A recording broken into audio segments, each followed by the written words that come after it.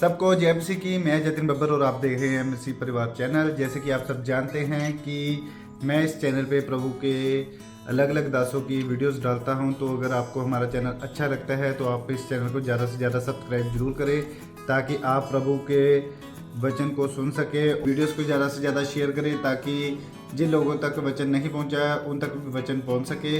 सबको जय मसीह की। एक बार मैं आपसे दोबारा कहूँगा कि इस चैनल को सब्सक्राइब जरूर करें और वीडियोस को ज़्यादा से ज़्यादा शेयर करें। जय मसीह की। मतलब यहाँ पर हो सकता है आज आपके रिश्तेदार आपको ना बुला रहे हो, आपका परिवार ना बुला रहा हो, आपको फॉरेन में या इंडिया में कहीं आपको पूछ ना रहा हो, सम्मान ना कर रहे हो, लेकिन अगर आप उनसे गुस्सा हो जाते हैं तो आप परमेश्वर के जन नहीं है। याद रखना, आप उनके साथ नफरत नहीं, आपके चेहरे पर नफरत नहीं झलकनी चाहिए, आपकी बातों में से नफरत नहीं आनी चाहिए कि मुझे शादी का कार्ड दिया, मैं मुझे शादी का कार्ड नहीं दिया, मैं नहीं जाऊंगी, मैं भी इसको अपने बच्चे की शादी में नहीं बुलाऊंगी। जैसा वो करते हैं वैसा आप ना करो, क्योंकि हम वो लोग नहीं, हम डिफरेंट हैं। क्योंकि बाइबल में लिखा, भजन संहिता एक जगह 3 में लिखा, भक्त को परमेश्वर ने, 3रे अध्याय में लिखा 3:4 में या 4:3 में, परमेश्वर ने कहा भक्त को परमेश्वर ने अलग होने के लिए बुलाया। अलग होने के लिए कहता है कि परमेश्वर ने अपने भक्त को, मसीह विश्वासियों को डिफरेंट बनने के लिए बुलाया। कितने में लिखा? पढ़। 4:3 में, यह जान रखो कि यहोवा ने भक्त को अपने लिए अलग कर रखा है। हाँ, जब मैं यहोवा को पुकारूंगा तब वह सुन लेगा। हाँ, देखो कहता है कि या जान रखो कि यहोवा ने भक्त को अपने लिए अलग कर रखा है, मैं यहोवा को पुकारूंगा और वो सुन लेगा। इसका मतलब अगर आप डिफरेंट होकर जिएंगे तो आप, परमेश्वर जो कहेगा वो हो जाएगा। समझ रहे ना?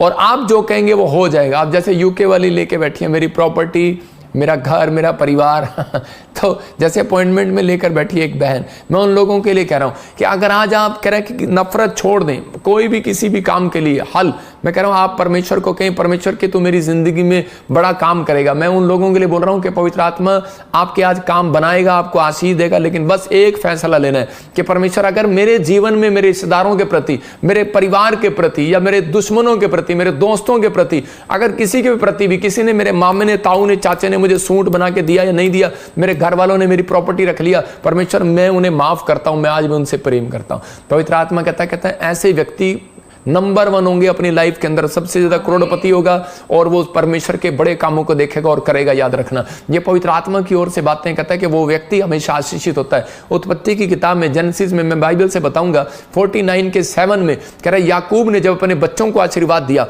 तो उस समय में उसने कहा था, हाँ पढ़ेंगे, देखो क्या लिखा है, उनके कोप को जो प्रचंड था, उनके रोष को जो निर्दय था, मैं उन्हें याकूब से अलग अलग और इस्राएल में तितर बितर कर दूंगा। हाँ, तो देखो यहां पर क्या करा कि उसने कहा, धिक्कार उनके कोप को जो प्रचंड था, उनके रोष को जो निर्दयी था, मैं उन्हें याकूब में अलग अलग और तितर बितर कर दूंगा। इसका मतलब कि याकूब के बारे में परमेश्वर ने यहां पर बताया कि जो लोग गुस्से वाले थे, तो याकूब ने आशीर्वाद देने के बाद कहा कि मेरे घराने में क्रोध वाला मनुष्य नहीं रहेगा आज के बाद। तो इसका मतलब परमेश्वर चाहता है कि क्रोध वाला चर्च के अंदर ना आए, क्रोध वाला व्यक्ति चर्च के अंदर एंट्री ना करे। आपको समझना है, अगर आप क्रोध वाला व्यक्ति है, अगर फिर भी बार बार आपको क्रोध आ रहा है, तो व्यक्ति की पहचान करता है परमेश्वर। शैतान कई बार जो है लोगों को जानबूझकर गिराने की कोशिश करता है, क्योंकि उसको मालूम होता है कि ये लोग मसीह में तो आगे हैं, इनको पता लग गया बड़े बड़े पाप। कई बार हम बड़े बड़े पाप छोड़ देते हैं, लेकिन छोटे छोटे पाप हम जानबूझकर करते रहते हैं, हमें पता होता है लेकिन हम फिर भी करते रहते हैं। लेकिन परमेश्वर का आत्मा कह रहा है इसी वजह से बहुत सारे लोगों के कामों में अड़चन है, इसी वजह से लोगों के काम आज भी नहीं बन रहे।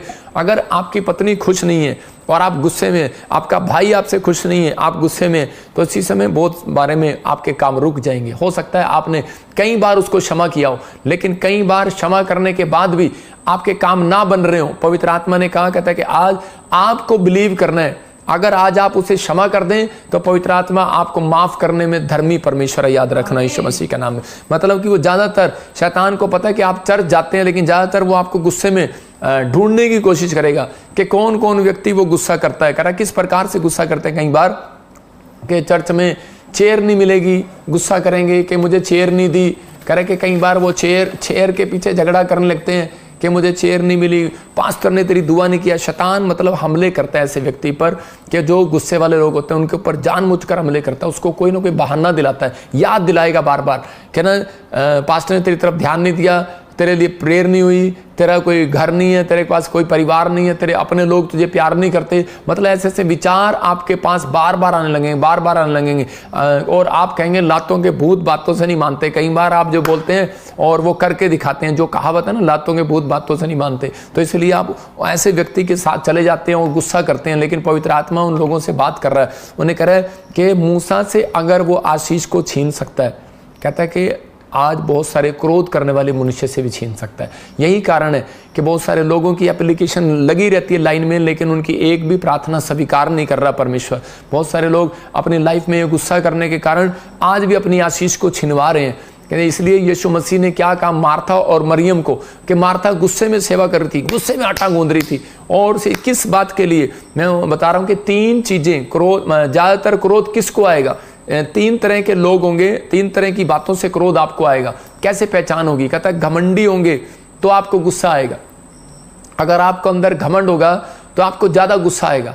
कह रहा घमंडी लोगों को ज्यादा गुस्सा आता है। कह रहा जब आप प्रतिष्ठा, मतलब कि ये 3 तरह के क्रोध हैं जो जिसके कारण कहता है कि आपको गुस्सा आता है। 3 तरह की बातें जिसके कारण एक व्यक्ति को क्रोध आता है। या तो आप घमंड में होंगे तो आपको क्रोध आएगा कि मैं तो एक IAS अफसर हूं, मुझे कोई जरूरत नहीं है वहां जाने की, इसका मतलब ये घमंड है, तो वो गुस्सा वाले व्यक्ति होगा। कह रहा दूसरा, कह रहा प्रतिष्ठित, मतलब इज्जत पाना, मतलब कि मैं इतना बड़ा ऑफिसर हूं, मैं इतना बड़ा डॉक्टर हूं, मैं इतना बड़ा इंजीनियर हूं कि लेकिन मुझे बैठने की कुर्सी नहीं मिला। तो इसका मतलब क्या है कि आपको यहाँ पर कह रहे घमंडी हो गया नमान क्या कर रहा था? घमंड से भर गया था। और उसी समय जब एलीशा के पास गया तो वो घमंड वाली बातें कर रहा था। जब आप प्रतिष्ठा चाहते हैं, मतलब योना क्या कर रहा था? एक प्रतिष्ठा चाहता था परमेश्वर से कि मेरा इतना नाम है, मैं तेरा प्रचारक हूं। और उसी समय कह रहा है कि तू मेरी बात मान, मतलब अपनी प्रतिष्ठा करना चाह रहा है, मतलब अपनी इज्जत करवाना चाह रहा है। तो परमेश्वर ऐसे लोगों को, और उसके अंदर क्रोध आ गया और वो 99 के लोगों से नाराज होकर और परमेश्वर से नाराज होकर कहां चला गया? लेकिन समुद्र में भी छलांग लगा रहा है, अपना ही नुकसान कर रहा है। और क्या कर रहा है? बाद में मछली के पेट में चला गया और वहां जाकर माफी मांग रहा है कि जब वो नम्र हो गया तो उसी समय परमेश्वर ने उसको मच्छ के मुंह से बाहर निकलवा दिया। मतलब कि आज याद रखना, जब तक, इसका मतलब क्रोध जब आप करते हैं तो एक बड़ा मच्छ जो होता है वो आपकी आशीष को निगल लेता है और आपकी चंगाई को निगल लेता है, आपकी जॉब को निगल लेता है। और उसी समय जब आप नम्र हो जाते हैं, परमेश्वर ने ये परिस्थितियां इसलिए आपकी लाइफ में आने देता है कि ताकि आप नम्र हो जाएं। जब आप नम्र हो जाते हैं तो परमेश्वर आपकी आशीषों को खोल देता है और आपकी आशीषों को उगलवा देता है। शैतान बोलता है चल बाहर निकाल, जो तूने खाया है बाहर निकाल। मैं कह रहा हूं आज गुड न्यूज आपके लिए, जो भी शैतान ने आपका खाया है, जो भी आपके किसी ने आपका खाया है, मैं कह रहा हूं जितने आज पश्चाताप कर रहे हैं, जो इस वचन को सुन रहे हैं और कह रहे हैं परमेश्वर कि मैंने जो अपने बच्चों पर, अपने परिवार पर, मैंने अपने बिजनेसमैन, अपने चेलों पर, दासों पर, किसी पर भी, माँ बाप पर क्रोध किया है, पवित्र आत्मा जिसको भी आज मैंने माफ नहीं किया आज तक, मैं माफ करता हूं। पवित्र आत्मा कह रहा है जाओ, आज से तुम्हारी आशीषें उड़ेल रहा है, पवित्र आत्मा वापिस दे रहा है यीशु मसीह नासरी के नाम। अगर शैतान ने पकड़ रखी है तो आज मुंह खोलना पड़ेगा, उसको वापिस उड़ेलना पड़ेगा। आपकी हर ब्लेसिंग वापिस आएगी, आपका गया हुआ मकान वापिस आएगा, आपकी गई हुई जॉब वापिस आएगी, आपकी प्रमोशन वापिस आएगी, आपका लीवर, आपका हार्ट, आपकी किडनियां चंगी होंगी यीशु मसीह के नाम में, आप फिर से जवान होंगे यीशु मसीह के नाम में। कह रहा दूसरा राजा 5:11 में यहां पर लिखा, देखो क्या नामान क्या कर रहा है। नामान बीमार है और उसी समय उसको किसी ने बताया कि इजराइल के अंदर एक प्रॉफिट है, वहां चला जाओ और तू चंगा हो जाएगा। और उसने वहां जाकर क्या किया, उसने उसी समय जब वो राजा से चिट्ठी लिखवा कर ले गया और जाकर जब वहाँ इजराइल के राजा को चिट्ठी मिलती है तो उसने उसमें लिखा, कह रहा है कि मुझे चंगाई दो। तो कहने लगा, कह रहा है मैं कैसे चंगाई दे सकता हूँ। उसने अपने कपड़े फाड़ लिए, उसने कहा कि मैं नहीं, खुदा चंगाई देता है। तो उसी समय उसको पता लगता है कि एलीशा के पास जाना पड़ेगा। एलीशा के पास जाता है तो उसको पता लगता है कि वो एक बहुत बड़े देश का प्रधानमंत्री का, राजा का, मतलब कि सेनापति है। तो उसी समय वो चिट्ठी जब उसको देता है तो उसी समय वहां पर जब उसको बताया जाता है कि वो कोई बड़ा मंत्री आया बाहर और उसी समय आपको जाना है और उसके लिए प्रेयर करनी है, वो बीमार है, नामान कोढ़ी था। लेकिन उसी समय उसको पता लगता है कि एलीशा ने मना कर दिया, उसने कहा वहां पर पानी है और डुबकी ले 7 बार तू चंगा हो जाएगा। और उसी समय वो क्रोध में आ गया। क्या लिखा 11 में, कहता नामान क्रोधित होकर यह कहता हुआ चला गया कि मैंने तो सोचा था कि अवश्य वह मेरे सिर पर हाथ रखेगा, मेरे पास बाहर आएगा और खड़ा होकर अपने परमेश्वर यहोवा से प्रार्थना करके कोढ़ के स्थान पर अपना हाथ फेर कर कोढ़ दूर कर देगा। मतलब कोई ऐसी जादुई शक्ति लेकर आएगा या हाथ लगाएगा और मैं चंगा हो जाऊंगा। लेकिन उसने कहा, कहता है लेकिन इसने उसने तो उल्टा कर दिया, कहता है मैं नहीं जाऊंगा। लेकिन उस व्यक्ति को जब समझाया लोगों ने कि इतनी बड़ी बात नहीं कही, कहता सिर्फ तेरे को इतना कहा है कि अब 7 बार पानी में डुबकी ले ले। कहता अगर हम होते तो हम डुबकी ले लेते। उसके साथ वालों ने जब समझाया तो उसकी समझ में आया। कई बार हम इतने गुस्से से भर जाते हैं कि कई बार हम ट्रैफिक में जा रहे होते हैं और उसी समय और आपस में कोई सामने अगर आ जाता है कोई साइकिल वाला या ट्रक वाला, तो हम उतर कर उसको मारने की कोशिश करते हैं और पत्नी कई बार हाथ पकड़ के कह रही होती है क्या कर रहे हो आप, कौन हो आप ये तो देखो। और उसी समय वो होश संभालता है, कहता है यार हाँ यार मैं क्या कर रहा हूँ। उसको होश संभाला उसने और उसी समय उसने अपनी गलतियों की माफी मांगी और उसी समय परमेश्वर ने उसी समय उसको जो उसने विश्वास किया कि मैंने हाँ ये गलती की है। और उसी समय उसने जाकर जब परमेश्वर की आज्ञा को माना, परमेश्वर के दास की आज्ञा को माना, तो उसी समय 7 बार जब उसने डुबकी लिया पानी में और उसी समय उसका कोढ़ चंगा हो गया। इसका मतलब कई बार आपकी बीमारियां, कहता है कई बार हमारी एप्लीकेशन रुक जाती हैं। कई बार हम लोग जो है प्रार्थनाएं करते हैं लेकिन हमारे काम नहीं होते, हम रुक जाते हैं, रुकावटें आती हैं। मैं आपको बता रहा हूं कि बहुत सारे लोग हमारे देश में, एक फोटो दिखाता हूं आज फेसबुक पे डाली हमने मिनिस्टर रूपाला की मेरे साथ। मैं बता रहा हूं कि बहुत सारे लोगों ने, पहले जब मैं प्रभु में आया तो मैं बीजेपी से और आरएसएस से नफरत करता था। मैंने कहा भाई ये हमारे से नफरत करते हैं, हम भी इनसे नफरत करते हैं। आप किसी क्रिश्चियन को देख लो, वो बार बार ये कहेंगे हाँ ये तो आरएसएस वाले, ये तो आरएसएस वाले हैं, तो बीजेपी वाले हैं, इनसे नफरत करते हैं, ये तो हमें अंदर करते हैं, या मसीह लोगों को अंदर करते हैं, ये तो जेल में डालते हैं, तो ठूसते हैं। लेकिन परमेश्वर ने कहीं भी अपने वचन के अंदर ये नहीं कहा कि उसने कहा कि अगर कोई तुम्हें सताए तो उससे प्रेम रखो। कहता है कि और अगर झूठ बोल के भी कहता है कि कोई तुम्हारी निंदा करे, चुगली करे, ईर्ष्या करे, बुराई करे, तो उस समय समझ जाना, कहता है कि तुम्हारे प्रमोशन के दिन आ रहे हैं। मतलब तो पवित्र आत्मा ने हमें झगड़ा करने के लिए नहीं, प्रेम करने के लिए बुलाया। मैं आपको बता रहा हूँ कि ये अब एक फोटो दिखा रहा हूँ आपको कि मैं पहले जेलस करता था, सड़ता था जब मैं हरियाणा में था। लेकिन मैंने भी जब बाइबल में सीखा और उसी समय मैंने जब प्रार्थना करना शुरू किया तो मेरे पास एक व्यक्ति आया और वो कहने लगा कि ये बीजेपी के कैंडिडेट आपसे प्रार्थना कराना चाहते हैं, बीजेपी जीत जाए। लेकिन अंदर से आपको पता क्या हो रहा था कि यार ये तो पास्टर के साथ ऐसा करते हैं, बिलीवर के साथ ऐसा करते हैं, दिखाना स्क्रीन पे। तो इसी समय और आप देख रहे हैं कि एक इससे अलग फोटो दिखा एक और, तो जब 2-3 फोटो दिखा सारी इकट्ठी, और जब एक आदमी मेरे पास लेकर आया, खड़ी होकर जा जरा, और उसी समय जब एक आदमी मेरे पास लेकर आया तो उसी समय जब मैंने प्रार्थना किया, उसको परमेश्वर ने 4,80,000 वोटों से उसको जिता दिया।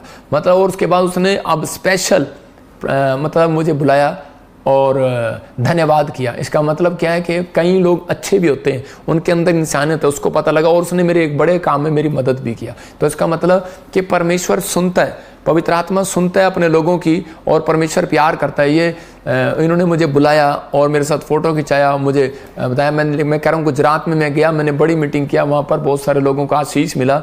लेकिन मैं उन लोगों को बता रहा हूँ कि बहुत सारे लोग जो हैं वो सोच रहे हैं जो कि मेरी लाइफ में कुछ नहीं हो सकता। मैं फिर कह रहा हूं कि परमेश्वर किसी के भी हृदय को चेंज कर सकता है, चाहे आपका दुश्मन हो, चाहे आपके खिलाफ हो, गवर्नमेंट हो, कोई भी हो। लेकिन परमेश्वर का आत्मा कह रहा है आपको सिर्फ, कहता है झगड़े से नहीं, कहता है कि भाईचारे के साथ, प्रेम के साथ, कहता है जब आप करते हैं तो परमेश्वर आपकी जिंदगियों में काम करता है। कुछ लोगों को यही लगता है मुझे सम्मान मिलना चाहिए। मैं कह रहा हूँ पास्टर को हर जगह अंडे नहीं मिलते, डंडे भी मिलते हैं। कई बार हमें तैयार रहना चाहिए। मैं कह रहा हूँ कि कई बार पास्टर अंडे की तलाश में रहेगा तो उसकी सेवा सक्सेसफुल नहीं होगी, याद रखना। तो ये बात कह रहा याद रखना कि कई बार हमारी सेवकाई में भी कहता है बहुत सारे लोगों कहता है कि हम जब बड़े बड़े ख्वाब रखते हैं, हम विश्वासी हैं या कोई फैक्ट्री के मालिक हैं, हम टीचर हैं, कुछ भी हैं, लेकिन हम बड़े बड़े ख्वाब रखते हैं। लेकिन परमेश्वर का एक ही ख्वाब है कि मेरे लोग मेरे स्वभाव में चलेंगे। याद रखना, कहता है मेरे लोग मेरे स्वभाव में चलेंगे, मेरे लोग मेरे साथ जुड़े रहेंगे, मेरे लोग मेरे साथ तरक्की करते रहेंगे। उत्पत्ति के 4:5 में एक जगह पर लिखा कह रहा है कि कैन को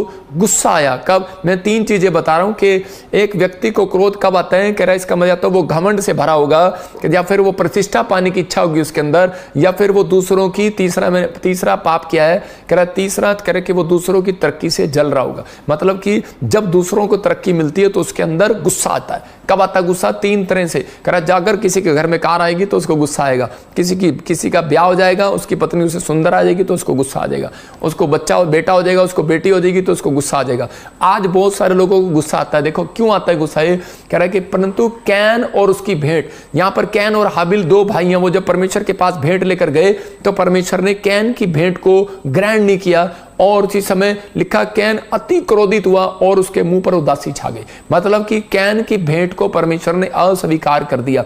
आज बाइबल बोलती है, मत्ती के 5 अध्याय में भी लिखा कि करा जब भी तू भेंट चढ़ाने आए तो पहला ही कहता है कि जाकर अपने भाई से मेल कर ले, कि ताकि जो तुझसे तू गुस्सा है, जिससे तू नाराज है, जिसके लिए तेरे अंदर ईर्ष्या है, डा है, जलन है। बहुत बार हम वेदी पर जाते हैं भेंट चढ़ाने के लिए, प्रार्थना करना भी एक भेंट चढ़ाना है। आप कई बार परमेश्वर आपके दान लेना पसंद नहीं करता, कई बार परमेश्वर आपकी गवाहियां लेना भी पसंद नहीं करता। मैं फिर कह रहा हूं, कई बार कहता है कि आप उपहार लेकर जाते हैं, प्रार्थनाएं लेकर जाते हैं, प्रेयर रिक्वेस्ट लेकर जाते हैं, लेकिन परमेश्वर कहता है कि उसने उस एक व्यक्ति को कहा, कहता है जा अपने भाई को, कह रहा है जिसके प्रति कहता है तेरे मन में डा ईर्ष्या जलन है, कहता है पहले जाकर अपने भाई को माफ करके आ, उससे माफी मांग कर आ, उससे मेल करके आ, कहता है तब भेंट चढ़ाना। इसका मतलब कि ये बात याद रखना, बहुत सारे लोग बड़े बड़े पाप छोड़ देते हैं लेकिन छोटे छोटे पाप उनको ध्यान नहीं रहते।